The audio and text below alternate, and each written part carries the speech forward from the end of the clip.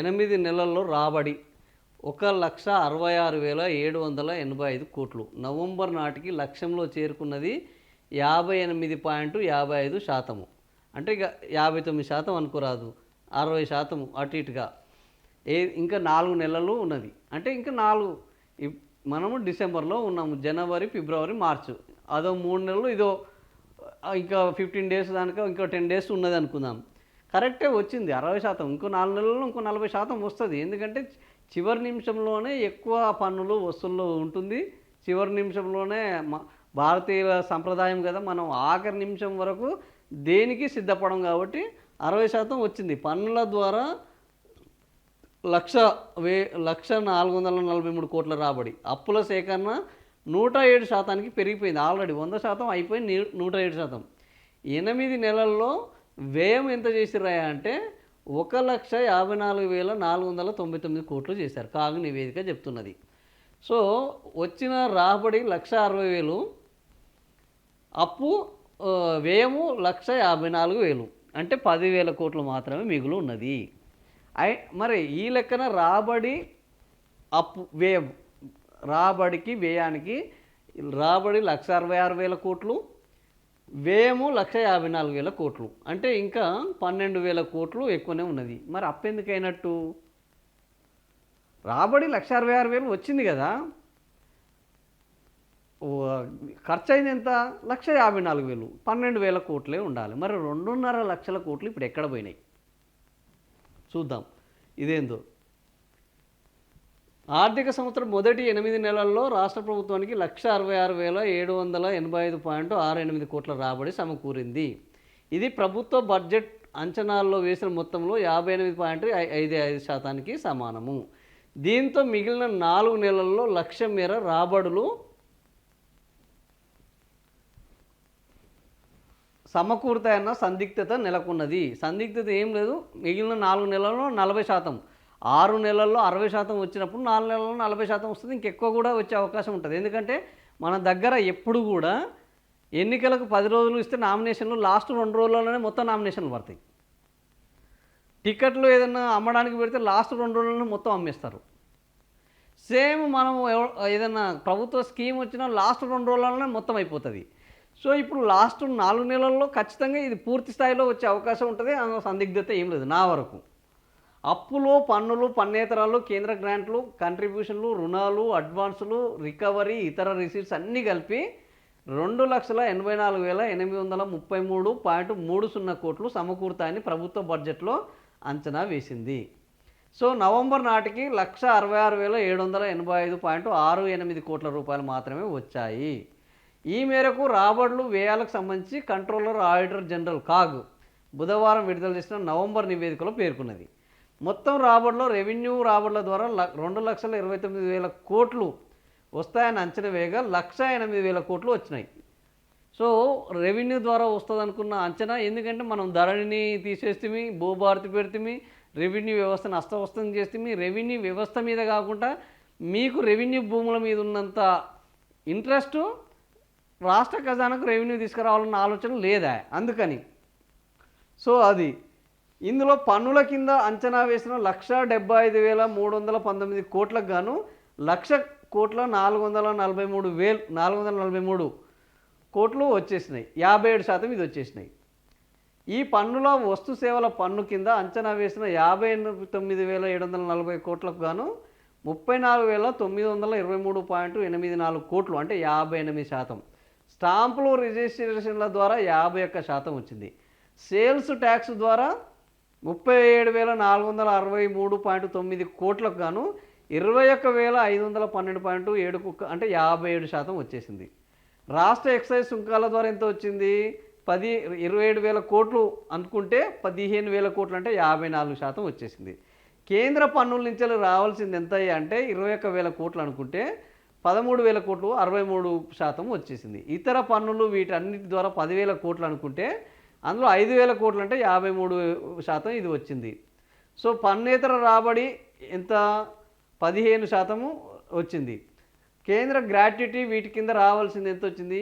కేవలం 15% మాత్రమే వచ్చింది. కేంద్ర గ్రాట్యుటీ ద్వారా 22,000 కోట్లు రావాలనుకుంటే కేవలం 3% మాత్రం 3,000 మాత్రమే వచ్చింది.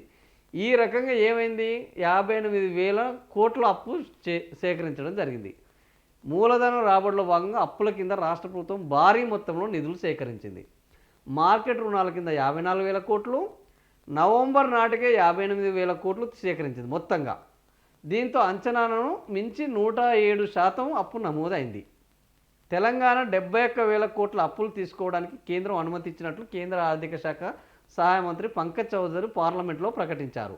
అంటే ఇప్పుడు 58,000 నుంచి ఈ 60,000 వేసుకుంటే ఇంకో 11,000 ప్లస్ ఈ 13,000 కోట్లు ఇంకా అప్పు చేయొచ్చు. ఇలా రెవెన్యూ రాబడులు మూలధన రాబడులు కలిపి నవంబర్ నాటికి ప్రభుత్వానికి 1,66,000 కోట్లు సమకూరాయి.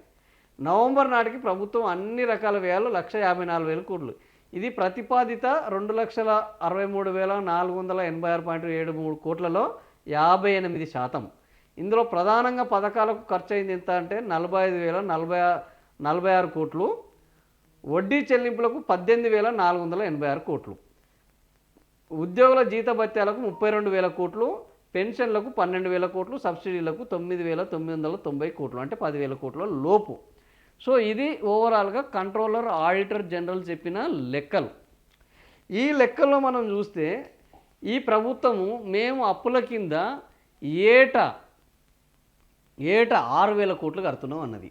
వీళ్ళు అప్పుల కింద కట్టింది ఎంత అంటే నవంబర్ నాటికి వడ్డీ చెల్లింపులకు 18,486. ఎన్ని నెలలకు? 6 నెలలకు, 6 కాదు 8 నెలలకు. ఇప్పుడు ఇంకా 3 నెలలు ఉన్నదంటే 9 నెలలు. నవంబర్ అంటే 8 నెలలకు 18,004.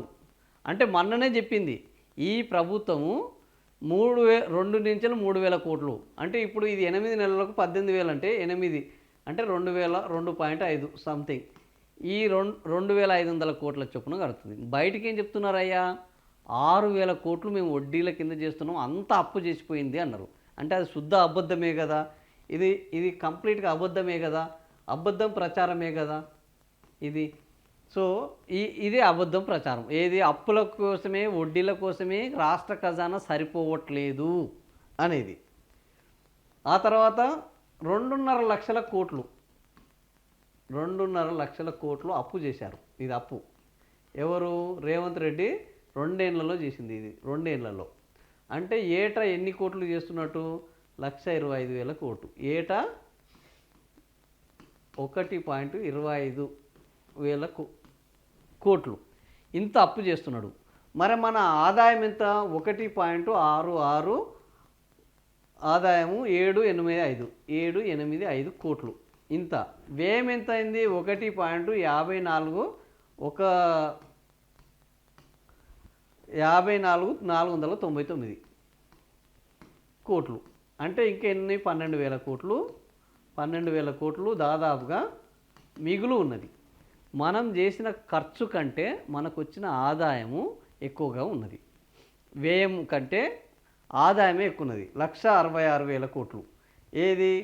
రెవెన్యూ రాబడులు మూలధన రాబడులు కలిపి, ఇవన్నీ రెవెన్యూ మూలధన రాబడులు కలిపి ఇవన్నీ కూడుకుంటే వచ్చినది 66,000 కోట్లు. మరి ఈ 1,50,000 కోట్లు, ఈ 1,25,000 కోట్లు ఎక్కడ పోయినట్టు? ఈ 1,20,000 ఇక్కడ చూస్తే మనకు అర్థమవుతున్నది కదా. ఇక్కడ మనకు చూస్తే అంచనా వేసిన దానికి ఎక్కడ ఎంత వచ్చింది? ఇందులో రెవెన్యూలో 1,00,000 కోట్లు ఇక్కడనే వచ్చేసింది. ఈ 1,00,000 కోట్లు ఇక్కడ 1,34,000, 1,34,000 ఈడ 1,20,000, 54,000, ఈడ 66,000. సో ఈ రకంగా మనకు రావాల్సిన ఆదాయము 1,66,000 కోట్ల ఆదాయం వచ్చేసింది. మరి అయింది 54,000 కోట్లు. 12,000 మిగిలి ఉంటే 1,25,000 కోట్లు అప్పు. ఈ 2 ఏళ్లలో 2.5 లక్షల కోట్లు అప్పు చేస్తే సరే, 2 ఏళ్లలో ఒక ఏడాది ఆ పక్కన పట్టేస్తే ఈ ఏడాదికి 1,25,000 కోట్లు అప్పు అయినట్టు. ఇంకెక్కువ చేశారు, మొదటి సంవత్సరం కంటే ఈ సంవత్సరం ఎక్కువ చేశారు. మరి ఈ అప్పు అంతా ఏమైనట్టు? మరి మీరు మొత్తం ఇక్కడ మనం చూసినాం కదా, జీతభత్యాల డబ్బులు ఇచ్చేశారు. ఇండ్ల నుంచి వెళ్ళి మీరు ఏమి జీతభత్యాలకు ఇంట్లో నుంచే ఇచ్చేశారు, పెన్షన్ వడ్డీ చెల్లింపులకు ఇచ్చారు, సంక్షేమ పథకాలకు ఇచ్చారు, సబ్సిడీలకు ఇచ్చారు. ఇవన్నీ కలిపితేనే కదా 1,54,000 కోట్లు. ఇవన్నీ కలిపితే 1,54,000 కోట్లు అయినది. మీరు ఇవ్వాల్సినవన్నీ ఇంట్లోనే ఉన్నాయి. మరి ఈ 12,000 కోట్ల మిగులు ఎక్కడ పోయినది? 12,000 కోట్ల మిగులు ఇది ఎంత మిగులు? ఇది అప్పు. ఈ అప్పు ఎంత? 1,25,000 కోట్లు. 1,00,000 ఇది 1,25,000 కోట్లు. ఇవి ఎక్కడ పోయినాయి అంటే 1,37,000 కోట్లు. 1.37 లక్షల కోట్లు ఎక్కడ పోయినది డబ్బు? ఈ డబ్బు బీహార్కి పోయిందా? అధిష్టానానికి పోయిందా? రేవంత్ రెడ్డి ఇంట్లోకి పోయిందా? రెవెన్యూ మంత్రి ఇంట్లోకి పోయిందా? ఆర్థిక శాఖ ఇంట్లోకి పోయిందా? ఎవరి ఇంట్లోకి పోయింది? ఎవరి సొమ్ము ఎవరు తింటున్నాడు?